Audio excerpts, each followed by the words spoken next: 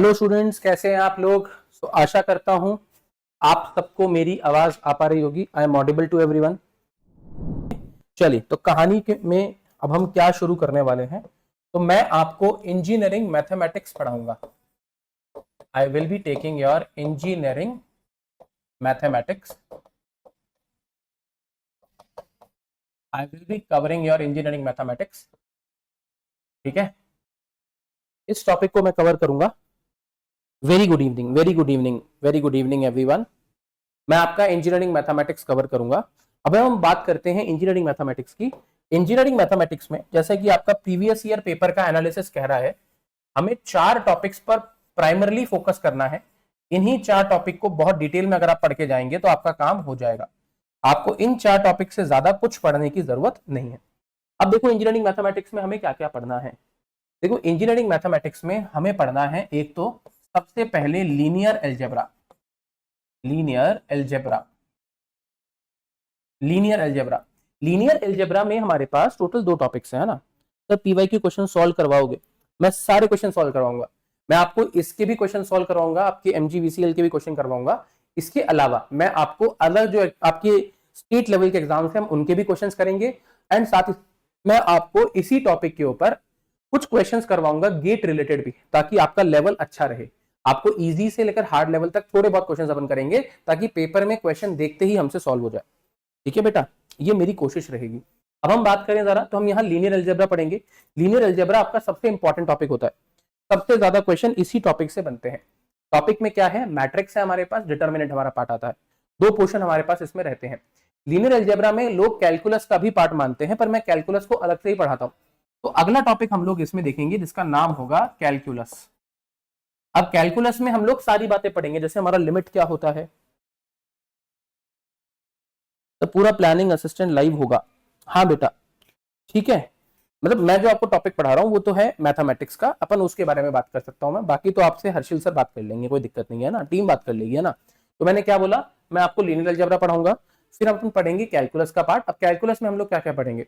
देखो, कैलकुलस में आपको मैं कुछ कुछ टॉपिक कराऊंगा। कुछ कुछ टॉपिक्स हम लोग कैलकुलस के देखेंगे, जैसे कि लिमिट देखेंगे, कंटिन्यूटी देखेंगे हम लोग, फिर हम डिफरेंशिएबिलिटी की बात करेंगे। आफ्टर दैट हम लोग बातचीत करेंगे किसकी, एक बार ये 3 टॉपिक हमारे पूरे हो जाते हैं, लिमिट, कंटिन्यूटी, डिफरेंशिएबिलिटी, फिर मैं आपको डिफरेंशियल कैलकुलस कराऊंगा।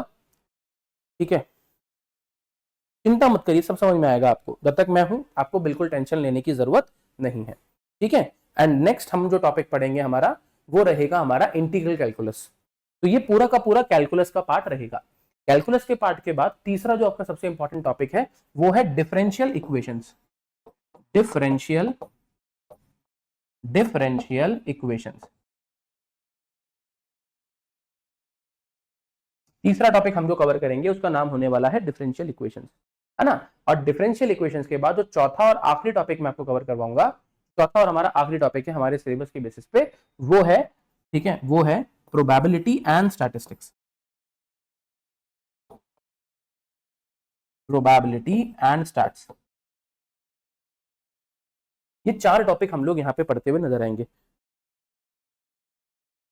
मिल जाएगी आपको, पीडीएफ भी मिलेगी, आप चिंता मत करिए। आप बस सुनने पे ध्यान दीजिए, कहीं आपको मुझसे दिक्कत हो तो आप मुझसे पूछ लेना। ठीक है, कहीं पर भी आपको दिक्कत हो आप मुझसे पूछ सकते हैं। ठीक है, आपको कोई किताब पढ़ने की जरूरत नहीं है, कुछ भी पढ़ने की जरूरत नहीं है। जो भी है वो सब कुछ मैं ही कराऊंगा। ठीक है, सब कुछ अपन यहीं पे करेंगे, सारे क्वेश्चंस अपन यहीं फॉलो करेंगे। आप बस क्वेश्चंस को जितना भी मैं पढ़ाऊं उन्हें बहुत डेप्थ में पढ़िएगा। ठीक है, चलिए तो शुरुआत करते हैं। शुरू करेंगे हम लोग लीनियर अलजेब्रा से।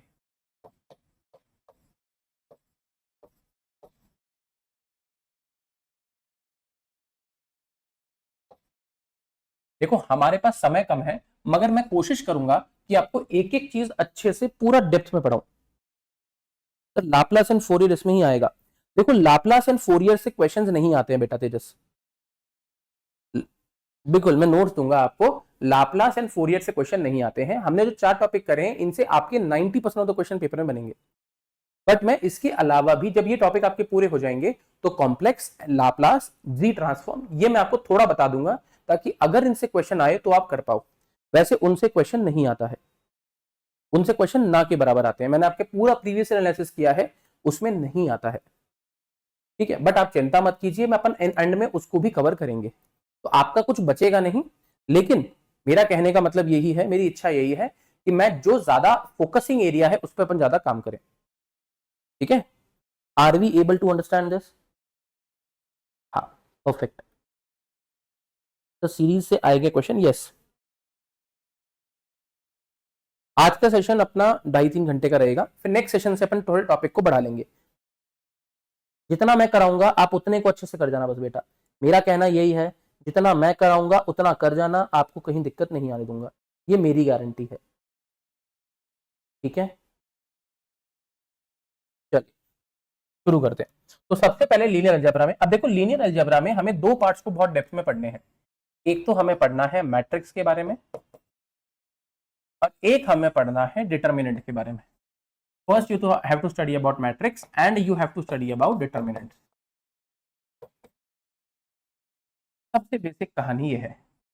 सबसे पहले हम लोग मैट्रिक्स एंड डिटर्मिनेंट के बारे में बात करेंगे। ओके बेटा, अब देखिए शुरू करते हैं, मैट्रिक्स और डिटर्मिनेंट में क्या फर्क होता है सबसे पहले जरा समझ लेते हैं। देखो मैट्रिक्स क्या होती है, मान लेते हैं मैंने क्या किया, हम क्या करते हैं यहां पर एक डब्बे के फॉर्म में, जब हम लोग एक डब्बे के फॉर्म में इंफॉर्मेशन को स्टोर करते हैं, when we try to store information in a coded language, जब भी हम किसी भी इंफॉर्मेशन को एक कोडेड लैंग्वेज में एक बॉक्स के फॉर्म में रिप्रेजेंट करते हैं, उस रिप्रेजेंटेशन को कहा जाता है मैट्रिक्स। मैट्रिक्स क्या है, बेसिकली एक बॉक्स के फॉर्म में, एक डब्बे के फॉर्म में, एक कोड के फॉर्म में जब हम डेटा को रिप्रेजेंट कर रहे हैं, जब हम डेटा को स्टोर कर रहे हैं। अब जब भी मैट्रिक्स की बात की जाती है, ये मैट्रिक्स जो है, ठीक है, यहां पर रोज एंड कॉलम्स दो चीजें होती हैं। क्या होती हैं, एक होती है रोज, एक होता है कॉलम। क्या बोला मैंने, यहां दो शब्द होते हैं, एक शब्द होता है आपका रो, इसे हम लोग रो कहते हैं, और एक शब्द हमारा होता है column. There are two things that we have row and column, we have rows and columns. अब रोज एंड कॉलम्स डिटरमाइन करने में बच्चों को बड़ा दिक्कत होती है, लोगों को ये समझ में नहीं आता कि रो किसे बोले एंड कॉलम किसे बोले। तो इस लाइन को थोड़ा सा याद करो एज अ ट्रिक, रो पड़ा कॉलम खड़ा, तो you will be able to easily understand everything. तो जो चीज मतलब रो जो होगा that will be your horizontal part, your horizontal part will be row and your vertical part that will be your column. ठीक है, तो आप ऐसे रो और कॉलम को डिटरमाइन कर सकते हो। अब होता क्या है, रो के अंदर पाए जाने वाला, रो के अंदर पाए जाने वाली चीज या कॉलम के अंदर पाए जाने वाली चीज, इन्हें कहा जाता है एलिमेंट। इन्हें क्या कहते हैं हम लोग, एलिमेंट। ठीक है, जैसे एग्जांपल के तौर पे अगर हम देखें तो मान लेते हैं मेरे पास 1 2 3 4 5 6 7 8 9, ये मेरे पास एक मैट्रिक्स है ना। इस मैट्रिक्स के अंदर ये एक एलिमेंट है, दिस इज एन एलिमेंट। ये हमारा क्या है, एक एलिमेंट है। क्या ये बात समझ में आ पाई? तो you have this element element element element element element element element element. तो यहां पे हमारे पास टोटल 9 एलिमेंट लाई कर रहे हैं। Are we able to understand this? अब किसी भी मैट्रिक्स में कितने रो और कितने कॉलम होंगे, इनके मल्टीपल से हमें पता चल जाता है कि एक मैट्रिक्स में कितने एलिमेंट लाए करने वाले हैं। क्या ये बात समझ में आ पा रही है? ठीक है, अब मुझे कैसे पता कि यहां कितनी रो है और कितनी कॉलम है? तो सिंपल सी बात है, जो पड़ी हुई हैं उन्हें रो बोलेंगे। तो ये मेरी रो नंबर 1 हो गई, ये मेरी रो नंबर 2 हो गई, ये मेरी रो नंबर 2 हो गई, और ये मेरी रो नंबर 3 हो गई। तो we have 3 rows here. Are we able to understand this? Similarly मेरे पास यहां पर 3 कॉलम हो गई, column number 1, column number 2 and column number 3। This is your column number 1, column number 2 and this is your column number 3। अब अगर मुझे पूछा जाता है what are the total number of elements in a 2x3 matrix, एक 2x3 matrix में कितने number of elements होंगे? तो देखो कैसे पता करेंगे। अब यहां पे हमें एक बात समझनी है कि यहां पे जो पहला नंबर है ये रिप्रेजेंट कर रहा है रो को, और जो ये दूसरा नंबर है ये रिप्रेजेंट कर रहा है कॉलम को। जो पहला नंबर है वो रिप्रेजेंट कर रहा है रो को, एंड जो दूसरा नंबर है वो रिप्रेजेंट कर रहा है किसको, कॉलम को। और जब भी मैं रो का कॉलम से मल्टीप्लीकेशन निकालूंगा तो जो नंबर निकल के आएगा उसी को कहा जाएगा टोटल नंबर ऑफ एलिमेंट्स। तो यहां टोटल नंबर ऑफ एलिमेंट्स कितने होते, अगर मेरे पास 2x3 मैट्रिक्स है तो जो टोटल नंबर ऑफ एलिमेंट्स होने वाले हैं that will be equal to what, that will be equal to 2x3, it comes out to be 3 to the 6 elements. अच्छा, मैं इसी में आपको वेक्टर का पार्ट भी कराऊंगा, कैलकुलस में हम वेक्टर का पार्ट भी देखते हैं। ठीक है, वेक्टर का पार्ट आप कैलकुलस में देखोगे। क्या ये कहानी समझ में आ पाई हमें? बोलो भैया, are we able to understand this? तो आपको रो, कॉलम और एलिमेंट, ये तीन बातें समझ में आई? क्या हमें रो, कॉलम और एलिमेंट इन तीनों के बारे में समझ में आया? क्या हमें रो, कॉलम और एलिमेंट तीनों के बारे में समझ में आया? इजी है? चलिए, बहुत बढ़िया बेटा, बहुत बढ़िया। हम आगे की कहानी को जरा समझते हैं। अब देखो, जब हम लोग बात करते हैं किसी भी मैट्रिक्स की, तो जो मैट्रिक्स होता है, मैट्रिक्स, इट कैन बी और it can have number of rows equal to number of column, it can have number of rows equal to number of columns। देखो, किसी भी मैट्रिक्स में या तो number of rows number of columns के बराबर हो सकते हैं। अपन कोशिश करेंगे कि एनी हाउ बाय आपका 30 तक पूरा कर दें, 30 तक पूरा कर दें, ताकि आपको एग्जाम में कम से कम 7-8 दिन मिल जाए। ठीक है, अब चिंता मत करिए, पढ़ते जाइए। मैं जो ज्यादा इंपॉर्टेंट है उन्हें पहले करवाऊंगा, जो लेस इंपॉर्टेंट है उन्हें बाद में करवाऊंगा, ताकि आपको दिक्कत ना हो, है ना। चलिए, तो नंबर ऑफ रोज देखो, it can have number of rows equal to number of columns, और यहां पे जो नंबर ऑफ रोज है ये कॉलम्स के बराबर नहीं भी हो सकती हैं। Both things are possible, both things are possible. Number of rows can be equal to number of columns और number of rows can't be equal to number of column. अगर मेरी number of rows number of columns के बराबर है, अगर number of rows number of column के बराबर है, ऐसी मैट्रिक्स को, ऐसी मैट्रिक्स को हम लोग क्या कहते हैं? ऐसी मैट्रिक्स को हम स्क्वायर मैट्रिक्स कहते हैं। हम इन्हें स्क्वायर मैट्रिक्स कहते हैं। क्या ये बात समझ में आ पाई? Are we able to understand this? क्या बोला मैंने? मैंने ये कहा, अगर किसी मैट्रिक्स के number of rows number of column के बराबर है तो हम उसे स्क्वायर मैट्रिक्स कहेंगे। That will be termed as your square matrix. Are we able to understand this? ठीक है, तो क्या बोला मैंने? देखो, ये मैट्रिक्स है ए, बी, सी और डी। अगर आप यहां देखोगे तो यहां पे मेरे पास 2 ही रोज हैं एंड 2 ही कॉलम है, तो ये एक स्क्वायर मैट्रिक्स हो गया। अच्छा, सेम कहानी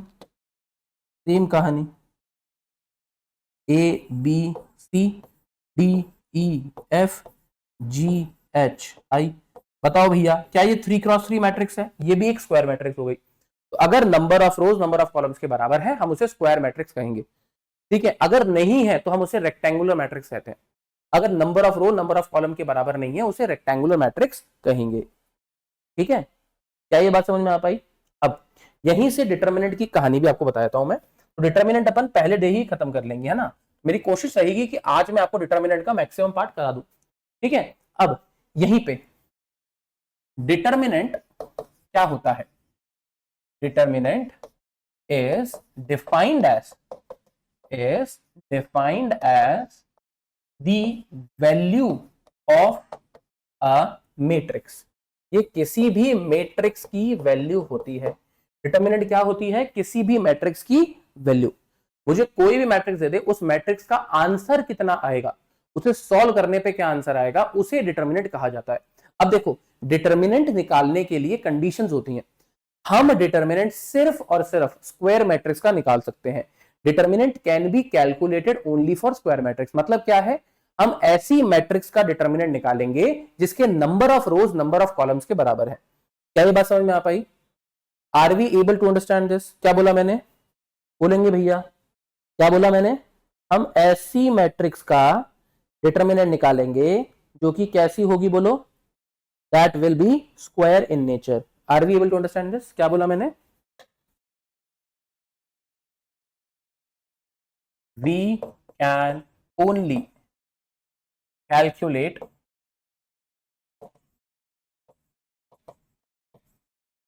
determinant for square matrix.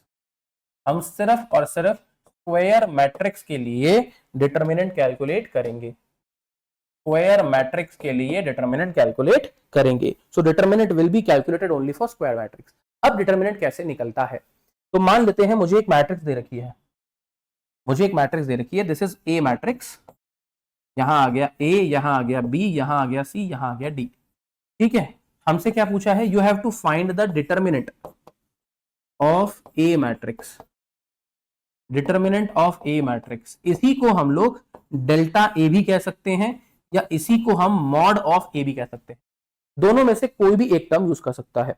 We can calculate determinant for square matrix in nature only. बिल्कुल सही बात, बिल्कुल सही बोला बेटा आपने, परफेक्टली करेक्ट आपका आंसर है बेटा जिगर, बिल्कुल सही है ना। आप देखो डिटर्मिनेंट कैसे निकलता है, जब भी ये मैट्रिक्स आपको दी है, सबसे पहले आपको इसके स्क्वायर ब्रैकेट्स को हटाना है, आपको इसके स्क्वायर ब्रैकेट्स को हटाना है, यहां लिखेंगे ए बी सी और डी। अब देखो क्या होगा, अब क्या होगा, हम क्या करेंगे, इनको आपस में मल्टीप्लाई करेंगे, इसको इससे और इसको इससे मल्टीप्लाई करेंगे, मतलब ए मल्टीप्लाई हो जाएगा डी से, this is known as cross multiplication, है ना। हम यहां क्रॉस मल्टीप्लीकेशन का यूज करेंगे, ए का मल्टीप्लीकेशन होगा डी से एंड बी का मल्टीप्लीकेशन होगा सी से। तो ए का डी से मल्टीप्लीकेशन हो गया, बी का सी से मल्टीप्लीकेशन हो गया, कोई दिक्कत किसी में आपको। अब देखो, जब आप आगे की तरफ जा रहे हो तो होगा प्लस, एंड जब आप पीछे की तरफ वापस आ रहे हो तो होगा माइनस। अब जरा मुझे बताओ, क्या मैं यहां आगे जा रहा हूं, तो मैं एडी में तो आगे गया, बीसी में क्या हुआ, वापस आया, तो एडी में लग गया प्लस एंड बीसी में लगा माइनस, कोई दिक्कत।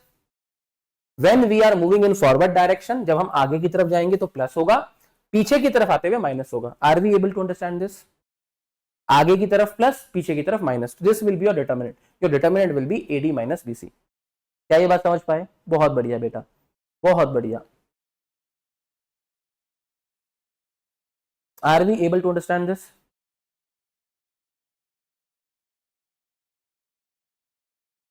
ठीक है। चलिए तो एक क्वेश्चन कर लेते हैं, छोटा सा क्वेश्चन कर लेते हैं, इसके ऊपर एग्जांपल ले लेते हैं एक अपन, इजी सा क्वेश्चन करवा रहा हूं मैं आपको।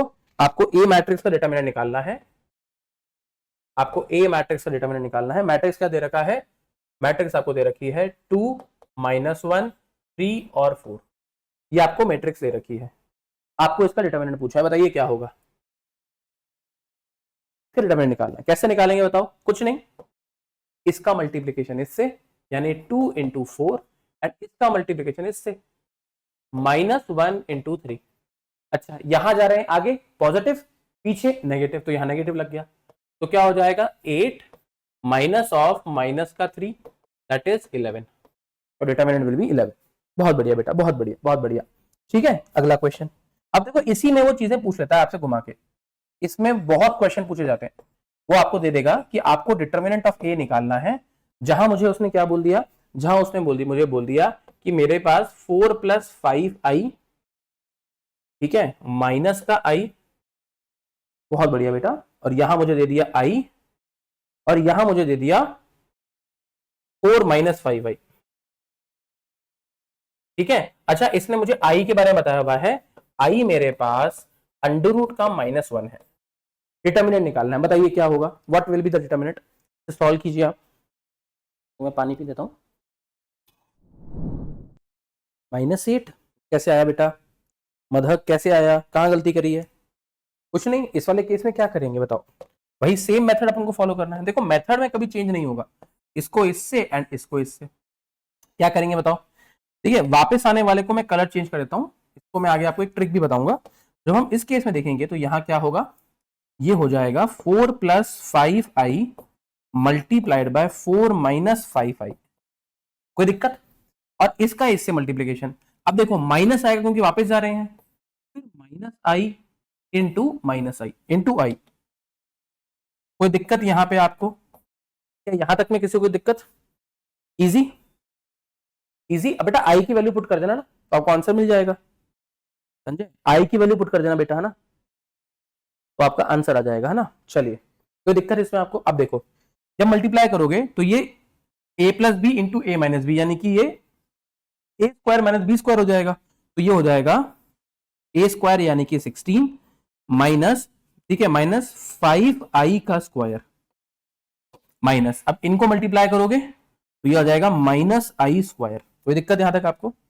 अब हम इसे सॉल्व करते हैं, तो ये तो हो गया 16 और 5 का स्क्वायर हो जाएगा 25 माइनस 25 आई स्क्वायर, माइनस का कितना हो गया, माइनस का हो जाएगा प्लस का आई square.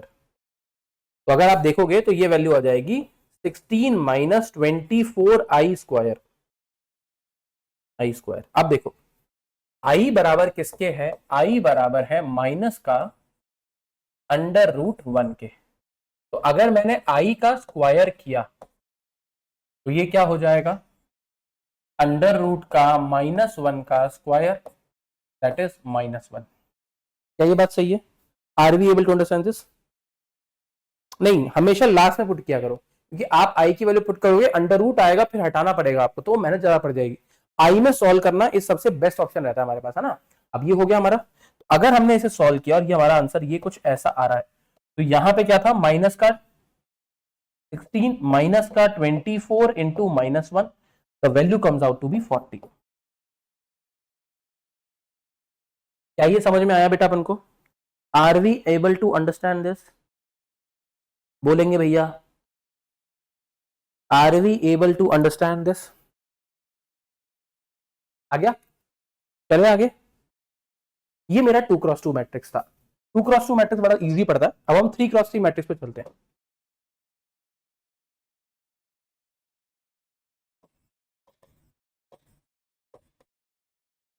Determinant of a 3x3 matrix.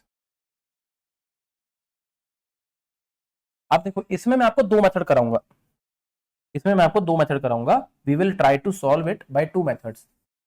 सबसे पहला होगा है लॉन्ग मेथड, लॉन्ग मेथड, या हम इसे बोलते हैं और नॉर्मल मेथड, नॉर्मल मेथड, इसे नॉर्मल मेथड कहा जाएगा। दूसरा मेथड हमारे पास होता है इसमें सारस मेथड। सारस माने इजी मेथड, बहुत सारे से, है ना, और शॉर्टकट मेथड। तो दो मेथड अपन लोग फॉलो करेंगे। एक अपन करेंगे, वापस समझा सकते हैं, क्या चीज वापस समझाऊं बेटा? हाँ किंजल बताइए। सर वापस लास्ट स्टेप, कुछ नहीं, ये वाला स्टेप बताना है, ये वाला स्टेप बेटा। कौन सा स्टेप समझ में नहीं आया बेटा, बताओ।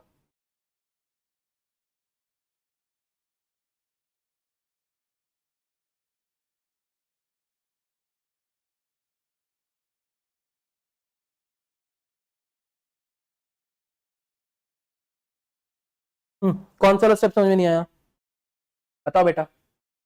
कौन से वाला स्टेप समझ में नहीं आया आपको? ये वाला। देखो कुछ नहीं, मैंने आई की वैल्यू पुट कर दी। आप जरा देखो, यहां मैंने आई स्क्वायर की वैल्यू कितनी निकाली है, आई स्क्वायर की वैल्यू कितनी आई, -1।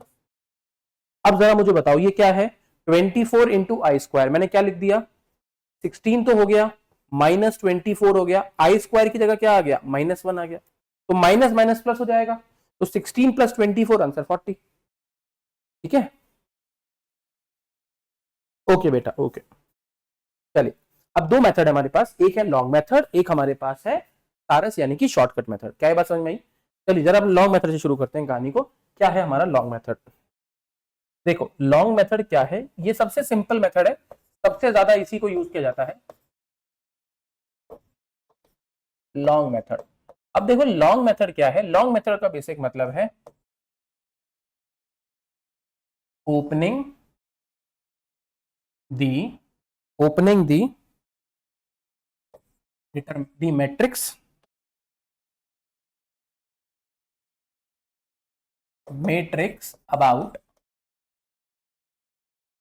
about a row और कॉलम, किसी एक रो या कॉलम के अबाउट मैट्रिक्स को ओपन करना। ठीक है, ओके बेटा, किसी या रो के अबाउट क्या करना है, मैट्रिक्स को ओपन करना। ठीक है, अब हम ये ओपन करके कर क्या रहे हैं, हम ओपन करके इसे 2x2 मैट्रिक्स बना रहे हैं। हम इसे ओपन करके क्या बनाएंगे, 2x2 मैट्रिक्स, एंड फिर वही लगा देंगे जो अपन 2x2 मैट्रिक्स में पढ़ के आए। तो 3x3 मैट्रिक्स दे रखी है आपको, हम 3x3 मैट्रिक्स को एक रो के अबाउट खोलेंगे या एक कॉलम के अबाउट खोलेंगे। आप जिधर से भी खोलते हो, जहां से भी उसे ओपन करोगे, आपने मान लो रो के अबाउट ओपन किया या कॉलम के अबाउट ओपन किया, हम वहां से उसे 2x2 मैट्रिक्स में कन्वर्ट कर देंगे। इस मेथड को कहा जाता है हमारा लॉन्ग मेथड। अब देखिए जरा ये कैसे काम करता है, जरा समझते हैं ये कैसे काम करेगा। बड़ा सिंपल सा मेथड है, ये बहुत ईजी सा मेथड है, नॉर्मल सा मेथड है। ये कैसे काम करता है लॉन्ग मेथड, आओ जरा देखते हैं। देखें, देखो हमारे पास क्या होगा, सबसे पहले आपको याद रखनी है, आपको याद रखना है, ठीक है, ऑल्टरनेट प्लस माइनस इन रो। रो में ऑल्टरनेट प्लस माइनस बांट रहा है हमारे को, ये हमारे को कहानियां रखनी है। रो में ऑल्टरनेट क्या बांटना है, प्लस माइनस, मतलब plus minus plus minus plus minus plus minus plus. क्या ये बात समझ में आ पाई? Plus minus plus minus plus minus plus minus plus, ये हमारा ऑल्टरनेट ओपनिंग स्टाइल रहेगा। This is how you have to open any particular row और अबाउट एनी पर्टिकुलर कॉलम। अब ये हमें थोड़ी सी कहानी याद रखनी है। अब ओपनिंग कैसे होगी, मान लेते हैं मैं इस एलिमेंट के अबाउट ओपनिंग करना चाहता हूं, तो मैं जिस एलिमेंट के अबाउट मेरे मैट्रिक्स को ओपन करना चाहूंगा, उस पर्टिकुलर एक एलिमेंट को आप पकड़ो। तो मैंने मान लो प्लस को पकड़ लिया है ना। अब क्या करेंगे, इस प्लस को, इस प्लस के अलोंग हम ऐसे एक लाइन ड्रॉ करेंगे। इस लाइन का मतलब क्या है, ये प्लस अपने साथ इनको भी ले डूबा, ये प्लस अपने साथ इनको भी क्या कर चुका, ले डूबा। अब जब ये प्लस ओपन होगा तो ये भी गायब हो जाएंगे, तो ये प्लस बचेगा, बाकी सब गायब हो जाएगा। क्या बात समझ में आई? और हम इस मैट्रिक्स को सिर्फ इस फॉर्म में अब रिप्रेजेंट कर पाएंगे। Now we can represent the matrix only in this form, this plus this.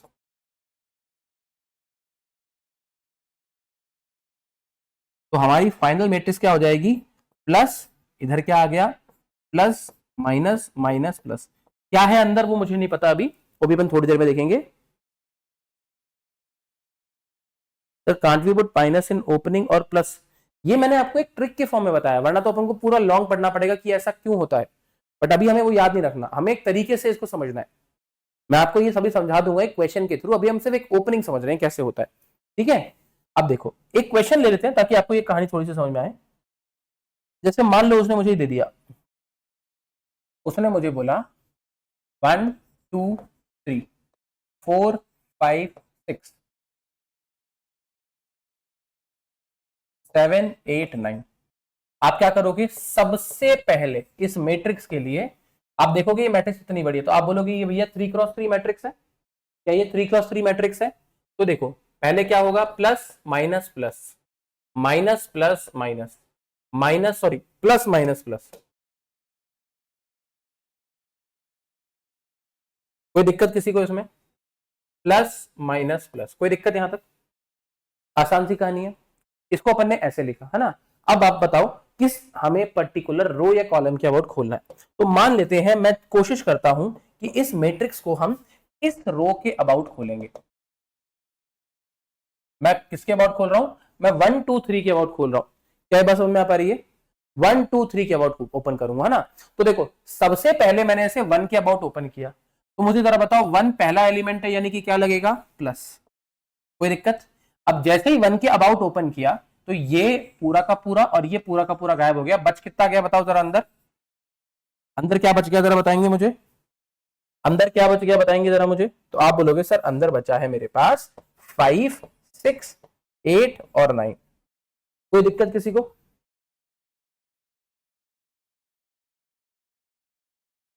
समझ में आया बेटा आपको ये कहानी? ये 1 के अबाउट ओपन किया। हाँ, वो कल सुबह की क्लास अपनी 7 बजे से रहेगी, है ना, कल सुबह 7 बजे से क्लास रहेगी अपनी। चलिए अब देखो ये अपन ने ओपन किया एक, अब हम इसके अबाउट ओपन करेंगे। सबसे पहले मैंने 1 के अबाउट ओपन किया है ना, सबसे पहले ओपनिंग की गई इसके अबाउट। अब हम ओपनिंग करेंगे 2 के अबाउट। अब जैसे ही आप 2 के अबाउट ओपनिंग करोगे, क्या करा अपन ने, इस बार अपन ने 2 के अलोंग पूरी लाइन खींच ली। जरा मुझे बताओ जैसे मैं 2 के अलोंग लाइन खींचूंगा, 2 कहां लाई कर रहा है, माइनस में, तो यहां क्या आ गया, माइनस का 2। कोई दिक्कत? माइनस आ गया और 2 आ गया। अब जरा मुझे बताओ 2 जब आया तो कौन कौन सी चीज चली गई? 2 वाला पूरा का पूरा कॉलम, 2 वाला पूरा का पूरा कॉलम एंड 2 वाली पूरी पूरी रो चली गई। बचा कितना बताओ जरा मुझे, बचा कितना? तो आप बोलोगे सर बचा 4, बचा कितना 6, बचा कितना 7 और बचा कितना 9। क्या ये समझ में आया सबको? 4 6 7 9। अब हम ऐसे ही खोलेंगे अबाउट 3 वाली पूरी रो एंड 3 वाली पूरा कॉलम गया, पूरा रो और पूरा कॉलम गया, तो बचा 3। अब जरा मुझे बताओ 3 के लिए क्या आएगा? प्लस आएगा, प्लस का 3, कोई दिक्कत? ठीक है। और जैसे ही मैंने ओपन किया, अब यहां बचेगा क्या बताओ जरा? 4 5 7 एंड 8। आया समझ में? आया समझ में? अच्छा, मान लो वो मुझे कहता कि आपको अबाउट सेकंड रो ओपन करना है। देखो मैं ऐसे सॉल्व करूं या ऐसे सॉल्व करूं? अगर मैं सेकंड रो के अबाउट ओपन करता तो मुझे बताओ क्या लिखता मैं पहले? माइनस का 4। अच्छा, इसकी पूरी रो और पूरा कॉलम गया, तो बचा कितना जरा बताओ? 2 3 8 और 9। क्या ये बात सही है? 2 3 8 और 9 बचा, 2 3 8 और 9, कोई दिक्कत? अब हम खोलेंगे किसके अबाउट? 5 के अबाउट। 5 आएगा प्लस में तो प्लस का 5, कोई दिक्कत? 5 के अबाउट खोलोगे तो ये और ये गया, बचा कितना? 1 3 7 और 9, 1 3 7 और 9। और आखिर में अपन ओपन करेंगे किसके अबाउट? 6 के अबाउट, तो माइनस का आ गया 6। अब जरा देखो, ये पूरी रो गई, ये पूरा कॉलम गया, तो बचा कितना? 1 2 7 और 8, 1 2 7 और 8। Are we able to understand this? अब आप इन्हें सॉल्व कर लीजिए नॉर्मल मेथड से, आपका आंसर आ जाएगा। तो मैं अगर इसके हिसाब से सॉल्व करता हूं तो क्या बनेगा जरा बताओ? तो यहां बनेगा प्लस का 1 और यहां क्या आ जाएगा? 5 into 9 minus 5 into 9 minus 6 into 8, 6 into 8, 5 into 9 minus 6 into 8। आगे क्या आएगा? -2, 4 into 9 minus 6 into 7, -2, 4 into 9 minus 6 into 8। क्या ये इजी है? 6 इंटू 7 है।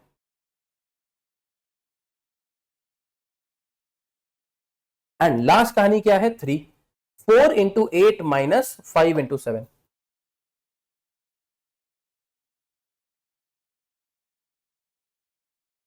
बोलेंगे भैया क्या यहां तक की कहानी हमें समझ में आई? Are we able to understand this? अब इसे सॉल्व कर लीजिए, आपको आंसर मिल जाएगा। बोलो भैया, क्या ये हमें समझ में आया? क्या हमें ये मेथड समझ में आया कैसे निकाला जाता है?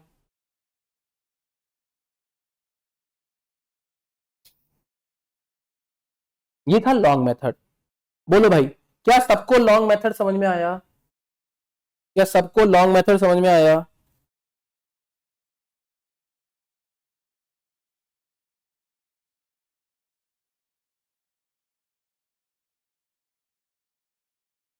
इजी था लॉन्ग मेथड?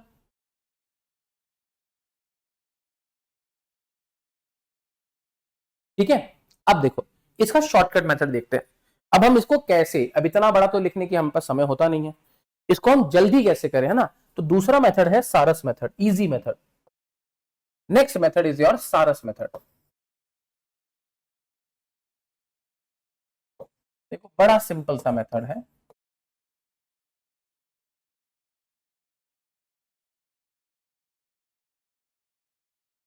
मान लो मुझे इसका डिटरमिनेंट निकालना है, कोई भी एक नंबर ले लेते हैं, 1 0 1 0 1 1 1 1 0। इजी ले लेते हैं ताकि थोड़ा सा फिर अपन इसको बाद में भी हार्ड कर सकते हैं। इसका इजी मेथड दिखा रहा हूं मैं आपको, है ना? ये आपको दे रखा है। आपको क्या करना है? बहुत सिंपल है। जब मुझे इसका जब मुझे इसका डिटरमिनेंट निकालना है तो मैं कैसे करूंगा? आप क्या करो, यहां काउंट करो कितनी रोज है। कितनी रो है? 3।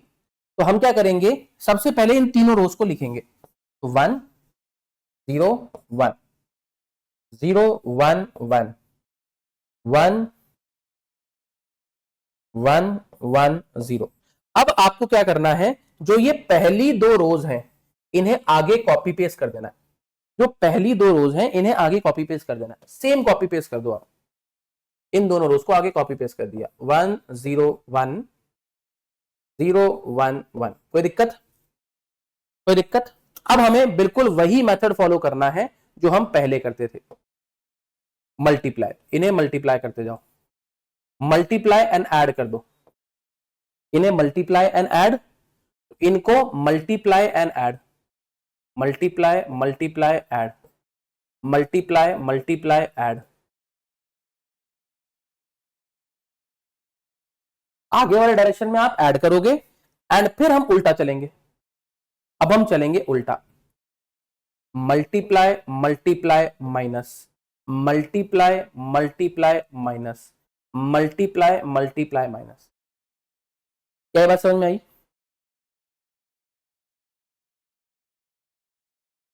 अरे हम यहां पे, आप रो या कॉलम काउंट कर लो, बात तो एक ही पढ़ने वाली ना बेटा।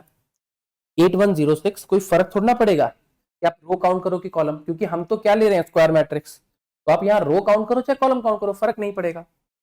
ठीक है, अब देखो क्या किया मैंने, देखो इसका आंसर क्या हो जाएगा, जरा देखिए हम, जरा काउंट करो आप, देखो 1 into 1 into 0, 1 into 1 into 0 plus 1 into 1 into 0 plus 0 into 1 into 1, वाह, 0 into 1 into 1 plus 1 into 0 into 1, 1 into 0 into 1 minus, अब उल्टा चलेंगे, माइनस माइनस में चलना उल्टा।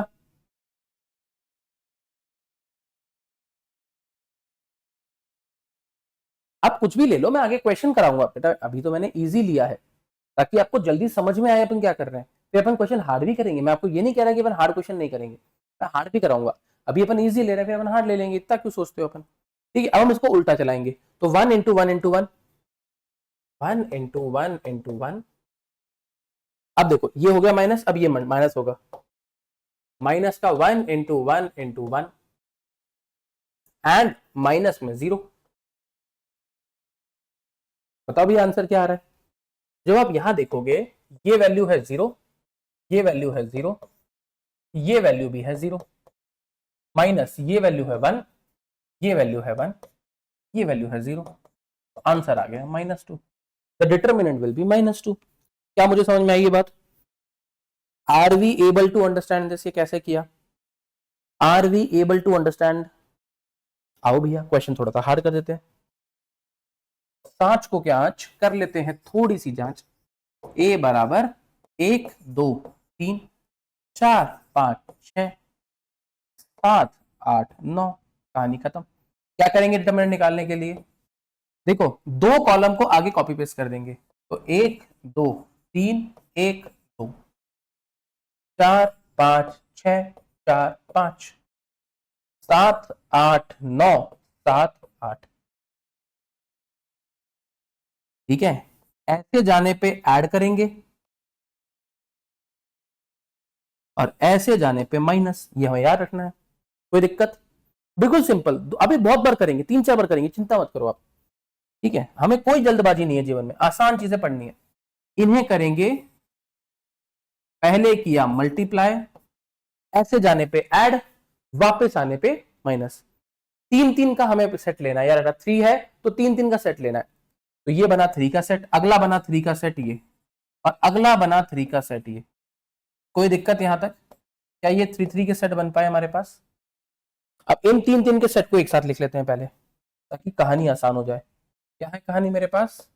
1 इंटू 5 इंटू 7 प्लस, क्या बना देखो, 1 इंटू 5 इंटू 9, 7 नहीं, 1 इंटू 5 इंटू 9 प्लस, आगे 2 into 6 into 7, 2 into 6 into 7 plus 3 into 4 into 8 plus 3 into 4 into 8। अब आगे, अब हम चलेंगे उल्टा, अब हम चलेंगे उल्टा। तो देखो क्या ये 3 बन रहे हैं? नहीं, यहां बनेगा पहला 3, 3 इंटू 3, 3 इंटू 5 इंटू 7 माइनस का 3 इंटू 5 इंटू 7। समझे क्या? सिमिलरली हम यहां चलेंगे, तो 1 इंटू 6 इंटू 8, माइनस का 1 इंटू 6 इंटू 8। आखिरी कहानी देखो, ये मल्टीप्लाई उल्टा हो गया। आखिरी 2 इंटू 4 इंटू 9, 2 इंटू 4 इंटू 9। बस इसे सॉल्व कर लीजिए, आपको आंसर मिल जाएगा। आपको पूरा लिखने की जरूरत नहीं है, आपको पूरा लिखने की जरूरत नहीं है। हम लोग बहुत इजीली सॉल्व कर सकते हैं ऐसी कहानी को।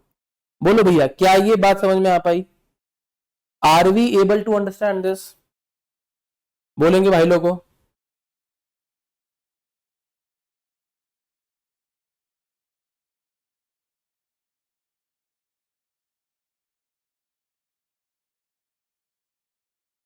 बिल्कुल, आप पहले इजी से करते हैं, फिर अपन हार्ड पे चले जाते हैं।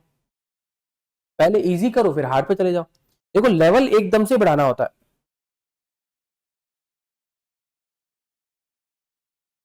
आया सबको समझ में कैसे करते हैं?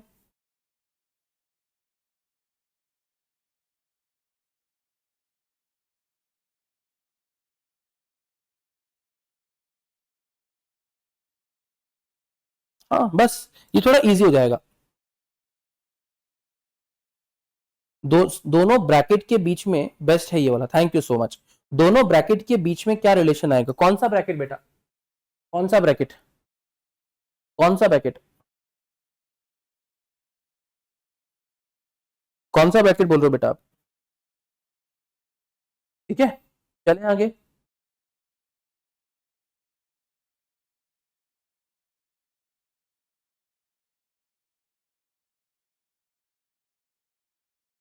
हाँ, अगर आ जाए तो लॉन्ग मेथड भी इजी, मैं उसको मना ही नहीं कर रहा हूं।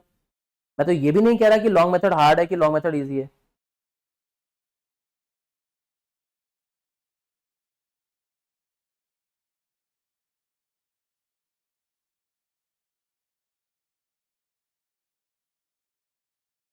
-47। बस अब इसे मल्टीप्लाई करना है यार, मैथ्स तो आपको आती है। मैथ्स तो आपको आती है ना, इतना तो आपको आता है, मल्टीप्लाई तो कर लोगे ना? या वो भी कराऊं? ना, मल्टीप्लाई तो कर लोगे बेटा, है ना?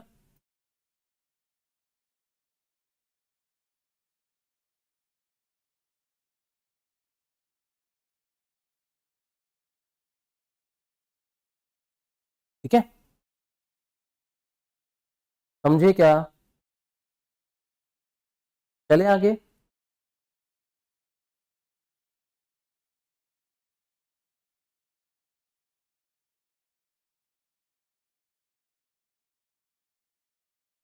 चल भी continue.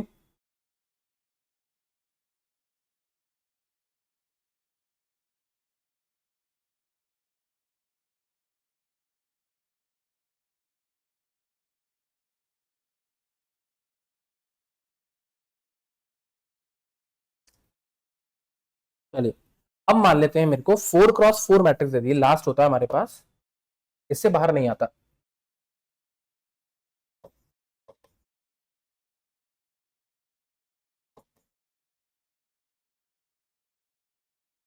Determinant of 4x4 matrix. अगर 4x4 मैट्रिक्स की बात बोल दी जाए, अब क्या करें? अब देखो, 4x4 मैट्रिक्स आने के चांसेस लगभग ना के बराबर है, 0 है। ठीक है, जो 4x4 मैट्रिक्स है उसके लगभग लगभग अगर हम लोग बात करें, 4x4 मैट्रिक्स जो है उसके क्वेश्चन आने के चांसेस ना के बराबर है। तो मैं आपको बहुत जल्दी से बता देता हूं क्या कहानी होने वाली है। देखो, 4x4 मैट्रिक्स को दो तरीके से सॉल्व कर सकते हैं अपन। जैसे मान लेते हैं मेरे को एक 4x4 मैट्रिक्स दे रखी है, 1 0 1 1 0 1 0 1 0 0 0 1 एंड 1 0 1 0। मान लेते हैं ये मैट्रिक्स दिए, मुझे इसका डिटर्मिनेंट पूछा है। अब आप किसी भी एक रो या कॉलम के अबाउट इसे ओपन करोगे। मान लेते हैं मैं इसके अबाउट ओपन करता हूं, तो अगर मैं यहां पे देखूं तो इसको सॉल्व करने के, आई एम फाइन बेटा, आप कैसे हैं? Very good evening. अगर हम बात करें इसको सॉल्व करने के, बेटा हमारे पास दो तरीके हैं। You have two ways to solve this. पहला तरीका जो हमारे पास होता है, हम उसे बोलते हैं लेंदी मेथड, जो हम पहले भी करके आए। एक हमारे पास होता है लेंदी मेथड, एंड दूसरा तरीका हमारे पास जो होता है आफ्टर लेंदी मेथड। सेकेंड तरीका जो हमारे पास रहता है ऐसे क्वेश्चन को सॉल्व करने का, डिटर्मिनेंट्स निकालने का, द सेकेंड मेथड हमारे पास होता है, हम उसे कहते हैं elementary operation. Elementary operations, elementary operations. So we have two methods to solve the questions. Either you have the lengthy approach or you have the elementary operation. Are we able to understand this? या तो आप लेंदी method follow कर लो या आप elementary operations को follow कर लो, है ना। देखो ऐसे जब भी क्वेश्चंस आपको मिलेंगे तो हम लोग प्रेफर कभी भी ये वाला मेथड नहीं करेंगे। मैं तो थर्ड वाले में भी प्रेफर नहीं कर रहा, तो फोर्थ वाले में तो कहां से ही प्रेफर करवा दूं आपको। मैं तो थर्ड वाले में भी प्रेफर नहीं कर रहा, तो फोर्थ वाले में आपको कहां से प्रेफर करवा दूं। क्या ये बात समझ में आ पा रही है? Are we able to understand this? मैं तो थर्ड वाले में प्रेफर नहीं करता, फोर्थ वाले में भी अपन इसको प्रेफर नहीं करेंगे, है ना। तो अगर हम देखें जरा यहाँ एलिमेंट्री ऑपरेशंस क्या होते हैं। जब मैं बात करता हूं एलिमेंट्री ऑपरेशंस की, एलिमेंट्री ऑपरेशन हमारे पास तीन टाइप के हो सकते हैं। एलिमेंट्री ऑपरेशंस की जब हम बात करेंगे तो ये तीन प्रकार के हो सकते हैं। There are three types of elementary operations that we can have. ठीक है, we can have three types of elementary operations. Are we able to understand this? Answer 0 आता है बेटा, मुझे सॉल्व करना पड़ेगा। क्वेश्चन मैंने क्रिएट किया था आपके सामने, मल्टीप्लीकेशन है यार, ये तो कर ही लोगे। मतलब मुझे अगर आपको ये मल्टीप्लाई करके बताना पड़ रहा है तो बेटा फिर तो बहुत ज्यादा दिक्कत हो जाएगी मुझे, फिर तो थोड़ा ज्यादा हो जाएगा ना। 9 5 तो 45 है, सॉल्व कर लो इसको, तो इतना क्या सोचना है। 45 हो गया ये, तो अपन एक रैंडमली क्वेश्चन उठाया, ये तो रैंडमली, इतना हार्ड क्वेश्चन नहीं आता है। ठीक है, 7 6 42 एंड 84 हो गया ये। ठीक है, अगला 24 8 is 24 and 24 4 जा 96, है ना, यही होगा। अगला 7 5 जा 35 35 70 105 and 6 8 जा 48 and 9 चौके 36 चौके 72 72 कर लेना प्लस माइनस। ये इतना कोई वो मतलब मेरे हिसाब से कोई इतना बड़ा क्वेश्चन है नहीं है कि अपन इसमें थोड़ा ज़्यादा टाइम इन्वेस्ट करें। बाकी आपकी इच्छा है, यहाँ से कटेगा 12 बचेगा, यहाँ से कटेगा 9 बचेगा, यहाँ से कटेगा 3 बचेगा, तो 12 गया 9 गया 3 गया, आंसर 0 0 आंसर आएगा, 0 आएगा। मैथ्स है यार, इतना क्या मतलब काय को स्ट्रेस लेते हो फालतू। कैलकुलेशन तो कितना टाइम लगता है, तो ज़्यादा टाइम लगता नहीं है कैलकुलेशन में। ठीक है, जब हम बात करते हैं एलिमेंट्री ऑपरेशंस की, एलिमेंट्री ऑपरेशंस में सबसे पहला होता है हमारा रो ऑपरेशंस। सबसे पहला होता है रो ऑपरेशंस, दूसरा हमारे पास होता है कॉलम ऑपरेशन,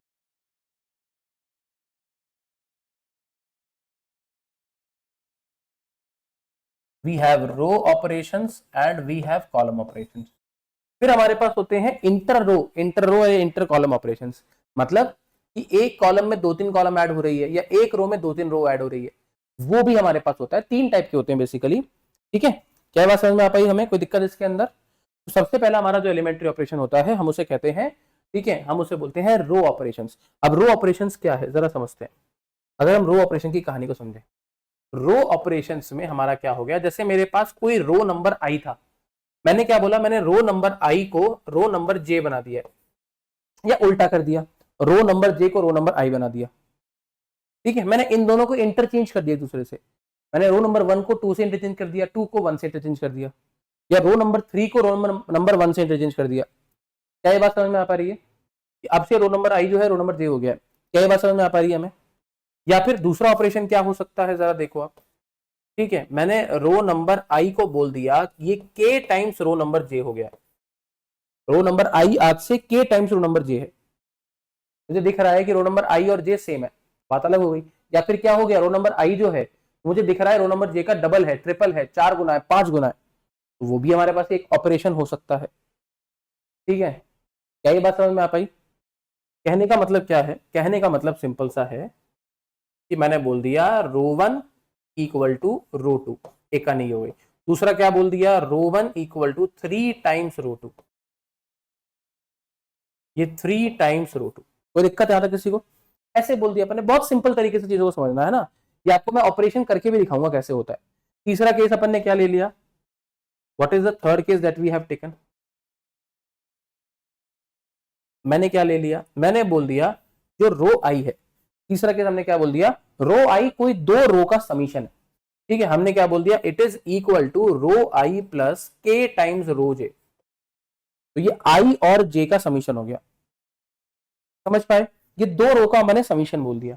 ठीक है, जैसे क्या है एग्जांपल जरा देखो आप, मैंने बोल दिया कि row one equal to row one plus two row two plus three row three, मान लो ऐसा कर देते हैं। तो मैंने मल्टीपल रोज को आपस में जोड़ दिया। This is known as your row operation. ये एलिमेंट्री रो ऑपरेशन है, समझ पाए क्या? ये हमारा एलिमेंट्री रो ऑपरेशन कहलाता है, इसको हम एलिमेंट्री रो ऑपरेशन कहते हैं। ऐसे ही मैं कॉलम के अंदर भी ऑपरेशन कर सकता हूं, सेम तरीका कॉलम के लिए भी फॉलो हम कर सकते हैं। क्या बोला मैंने कि रो आई जो है, sorry very sorry, column I column J के बराबर हो गया, या मैंने क्या बोल दिया, column I n times column J हो गया, या मैंने क्या बोल दिया, मैंने बोल दिया कॉलम आई प्लस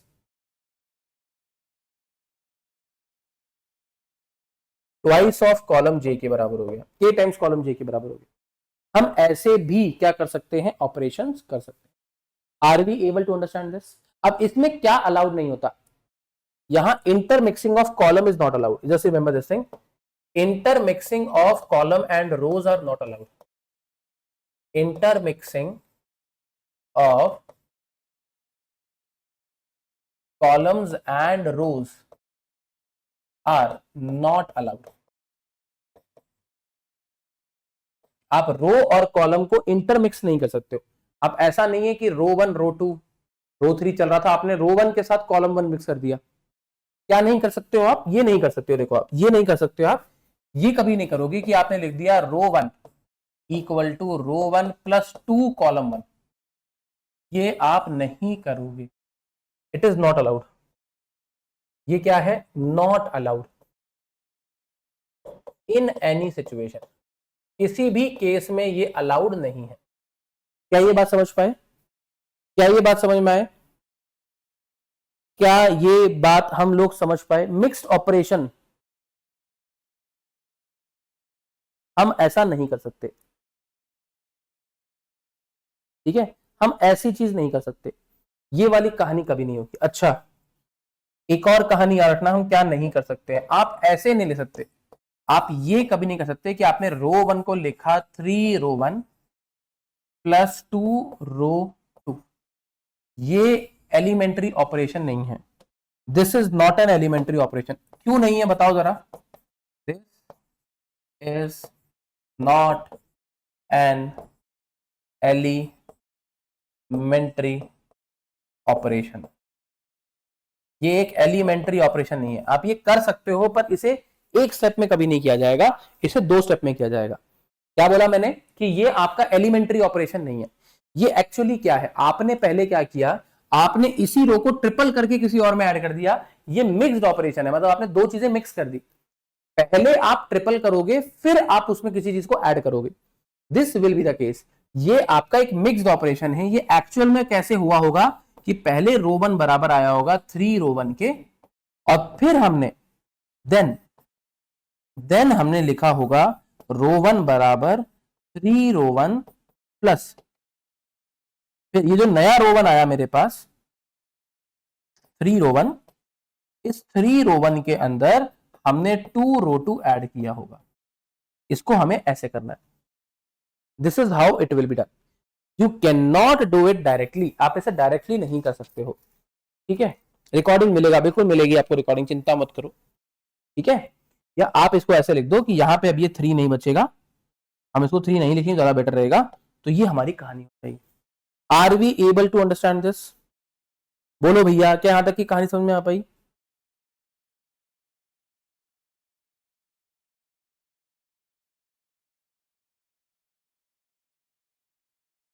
बोलेंगे भैया?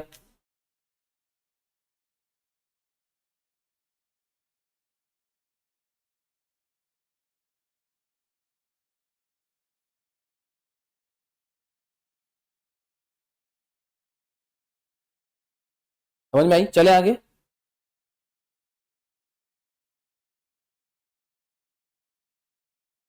ठीक है, समझ गए?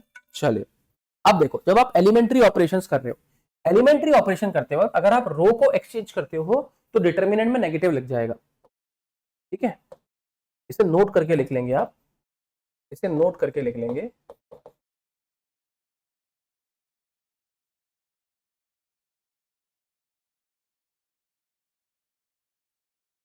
ड्यूरिंग एलिमेंट्री ऑपरेशन, ठीक है, इफ वी इंटरचेंज, अगर हम किसी भी रो को, इफ वी इंटरचेंज एनी रो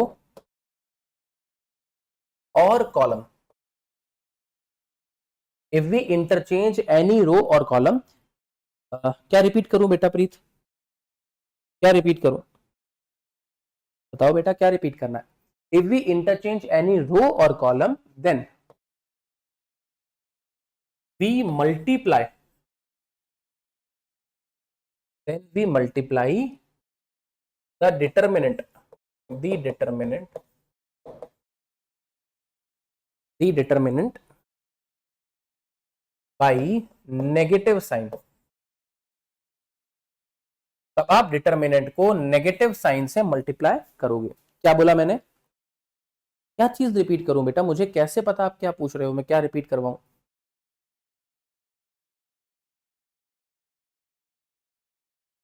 मैं रिपीट तो कर दूं, पर मैं रिपीट क्या करूं वो मुझे बताओ ना।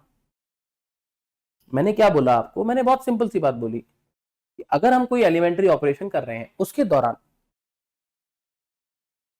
थैंक यू सो मच, मैंने क्या बोला, अगर हमने कोई एलिमेंट्री ऑपरेशन करना है ड्यूरिंग एलिमेंट्री ऑपरेशन, अगर मैंने रो को इंटरचेंज कर दिया, अगर मैंने रो को इंटरचेंज कर दिया, अगर मैंने रो को इंटरचेंज कर दिया, मैंने रो को चेंज कर दिया, ठीक है, मैंने फर्स्ट को सेकंड बना दिया, सेकंड को फर्स्ट बना दिया, इस इंटरचेंजिंग के दौरान मुझे नेगेटिव लगाना पड़ेगा। पूरा का पूरा बताऊं sir, please repeat how to make row and column operations. अभी करवाऊंगा बेटा, क्वेश्चन करवाऊंगा, अभी मैं करवाऊंगा आपको, आप टेंशन मत लो, अभी अपन सब करेंगे। अभी तो मैं आपको सिर्फ लिखवा रहा हूं ये कहानी, अभी मैंने आपको सिर्फ ये बताया है कि ऐसा होता है, ऐसा होता है, ये पूरा आपको क्वेश्चन से कराऊंगा। सर गुजराती में बोलिए बेटा, मेरे को गुजराती नहीं आती है, मेरे को हिंदी आती है, और मैं हिंदी में भी बहुत आराम से बोलूंगा। I will never try to, मतलब देखो जो चीज मुझे नहीं आती मैं उसमें आपको कोशिश नहीं करूंगा, लेकिन हाँ जब मैं पढ़ा रहा हूँ मैं आपके डाउट्स को बार बार रिपीट कर सकता हूँ, आपको जितनी बार मुझसे पूछना है पूछिए, बहुत सिंपल लैंग्वेज में बोलूंगा, मैं कभी कोई हार्ड वर्ड यूज नहीं करूंगा ताकि आपको समझ में ना आए। ठीक है,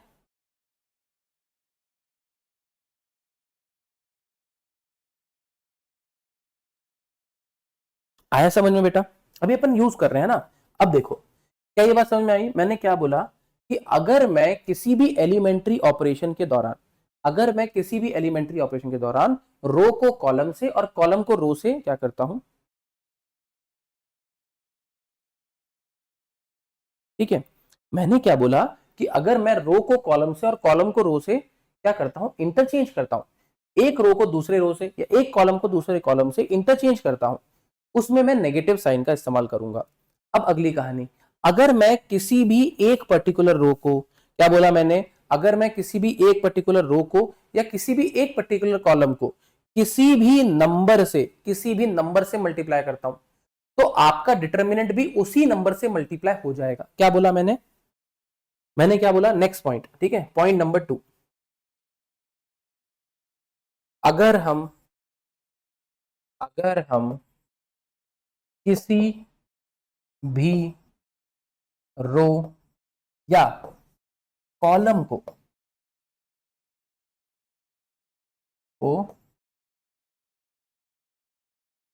किसी भी कांस्टेंट, किसी भी कांस्टेंट नंबर, जैसे नंबर क्या हो गया के से मल्टीप्लाई करेंगे, तो किसी भी नंबर से आप मल्टीप्लाई कर दो। मैंने बोला कि बेटा वो मैं लिखवाऊंगा, आपको बताऊंगा, आप बार बार वही बात बोलोगे तो मैं कैसे करा दूंगा बेटा। मैं प्रीत आपको क्या बोल रहा हूँ, अभी क्वेश्चन कराऊंगा, आपको सब समझ में आ जाएगा। ठीक है, आप बस टेंशन फ्री रहो, सुनते जाओ, बस सुनते जाओ, मैं आपको जो बताता जाऊँ उसे बस सुनते जाओ एक बार, एंड में कहीं डाउट बने कि नहीं सर ये तो हो गया, मुझे नहीं समझ में आया, तब बोलना। ठीक है, मैंने क्या बोला, अगर मैं किसी भी रो को या कॉलम को किसी भी कांस्टेंट नंबर यानी कि के से मल्टीप्लाई करता हूं, अगर मैं मल्टीप्लाई करूंगा तो क्या होगा, अब मल्टीप्लाई करने के बाद वो जो नंबर है वही आपका डिटर्मिनेंट से मल्टीप्लाई हो जाएगा। ठीक है, तो हम उसी कांस्टेंट से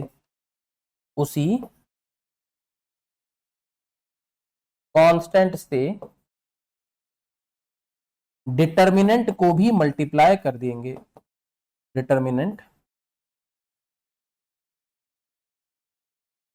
को भी मल्टीप्लाई कर देंगे। Are we able to understand this? यार बेटा मैं हिंदी लिखूं तो समझ में आए,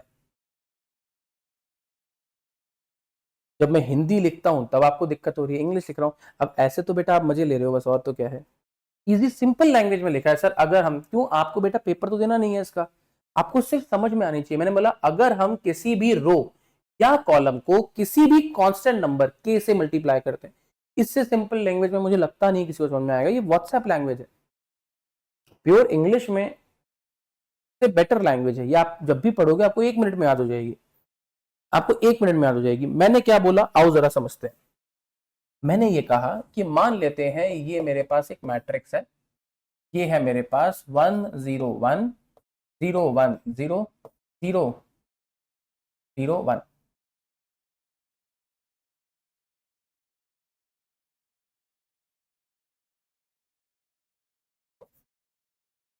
मान लेते हैं ये मेरे पास एक मैट्रिक्स है ना। आप इसकी कोई भी दो, आप इसकी कोई भी दो रो की बात करो। ठीक है, मैं मान लेता हूं ये मेरे पास है इसकी रो 1 और ये इसकी है रो 2। मैंने क्या किया, मैंने दोनों को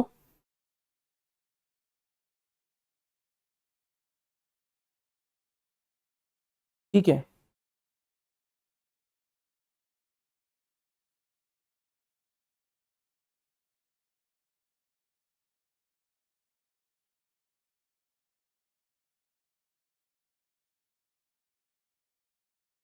जीपीएससी इंग्लिश में ही आता है, कोई मजे ले रहा है सर, डोंट वेस्ट टाइम। आप ही बोल रहे हो बेटा प्रतीक, सर समझ में नहीं आ रहा, मुझे समझ में नहीं आ रहा तो मुझे बता दो ये कहानी जो मुझे समझ में नहीं आई। ठीक है, मैंने क्या बोला, अगर मैं इन दोनों रो को इंटरचेंज कर देता हूं, मैंने क्या किया, मैंने रो को इंटरचेंज कर दिया, रो 1 को रो 2 से इंटरचेंज कर दिया। अब क्या होगा, आपकी ये रो ऊपर चली जाएगी, ऊपर वाली रो नीचे आ जाएगी। तो मैं इसे कैसे लिखूंगा जरा बताओ, मैं इसे लिख दूंगा 0 1 1 1 0 1 1 1 0। क्या ये बात मुझे समझ में आई? अब देखो मैंने क्या किया, ठीक है, अब मैंने क्या किया, रो को इंटरचेंज कर दिया। जैसे ही रो को इंटरचेंज किया, ठीक है, मान लेता हूं एग्जाम्पल के तौर में इसका डिटर्मिनेंट ए आता, इसका डिटर्मिनेंट ए आता, ठीक है, इसका डिटर्मिनेंट ए आता। अब मैंने क्योंकि रो को चेंज कर दिया तो डिटर्मिनेंट क्या हो जाएगा मेरा, माइनस का ए हो जाएगा। आप आगे माइनस लगा दो, बहुत सिंपल तौर पे आप क्या कर दो, आगे माइनस लगा दो। यही मैंने कहानी बोली है बेटा आपको। Are we able to understand this? Are we able to understand this? Simple उस पे माइनस लगा दो।